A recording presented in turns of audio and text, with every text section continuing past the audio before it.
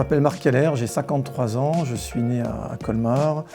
Je suis marié, j'ai 2 enfants, Mehdi et Clara. J'ai été joueur de foot dans une ancienne vie. J'ai arrêté depuis 20 ans, j'ai joué en France, évidemment à Strasbourg, en Allemagne et en Angleterre. J'ai 6 sélections de l'équipe de France aussi. Et dans mon après-carrière, j'ai été manager sportif d'abord à Strasbourg pendant 1 an, puis DG pendant 4 ans à Strasbourg, puis 5 ans DG à l'AS Monaco. Et je suis président et actionnaire principal du club de Strasbourg, du Racing Club de Strasbourg-Alsace, depuis 2012, donc depuis 9 ans. Et le club était dans le monde amateur et on est maintenant en Ligue 1. Voilà.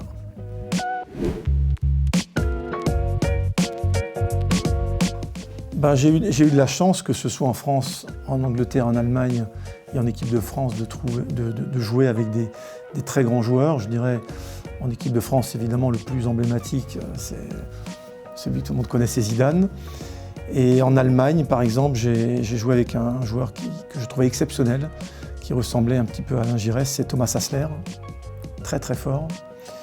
En Angleterre aussi, des très bons joueurs, et notamment un joueur qui était très jeune à l'époque à West Ham, mais qui est devenu très connu, c'est Rio Ferdinand. Et évidemment, à Strasbourg, j'ai eu beaucoup de coéquipiers de très grande qualité. Et à Mulhouse, qui était mon club peu formateur, j'ai joué avec un joueur que j'ai trouvé exceptionnel en termes de qualité footballistique et humaine, c'était Abedi Pelé. Moi, j'ai repris le club à l'époque, il passait de CFA2 après un dépôt de bilan en CFA. On a fait 4 ou 5 ans dans le monde amateur. Ça a été des années pour moi, il n'y a pas un bon souvenir, c'est 5 années ou 4 années splendides. On a redécouvert le football de base, on est reparti de zéro. Il fallait remplir un stade, il n'y avait pas de droit télé, il n'y avait pas de vente de joueurs. Et l'idée, c'était comment, évidemment dans un club très ancré dans son territoire, comment faire que Strasbourg puisse revenir un jour en Ligue 1 ou dans le monde professionnel, ou la Ligue 2. Et c'est vrai que pour beaucoup d'Alsaciens, c'était presque un rêve, un mirage. Et finalement, ces années dans le monde amateur ont été des années pour moi très enrichissantes.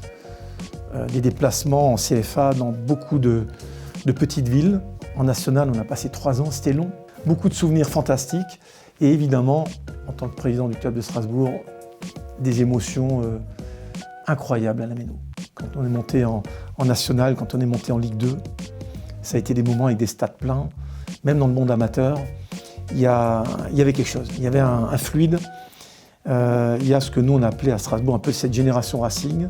Donc ce sont des gens de tout jeunes à tout vieux, des gens qui pensaient que le football avait disparu à Strasbourg, qui sont revenus dans le monde amateur et qui nous ont accompagnés jusqu'à la Ligue 1. Et ça a été des années franchement fantastiques.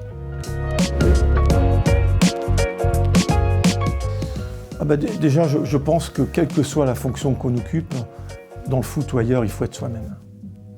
Et on doit gouverner ou gérer l'entreprise ou l'institution avec sa personnalité pour être en phase. Et moi, je le fais, je pense que le rôle d'un président, en tous les cas d'un club, c'est avoir la vision, voir où il faut arriver. Et je crois que tout ce climat très apaisé a fait de Strasbourg une force qui nous a poussés jusque dans le monde professionnel.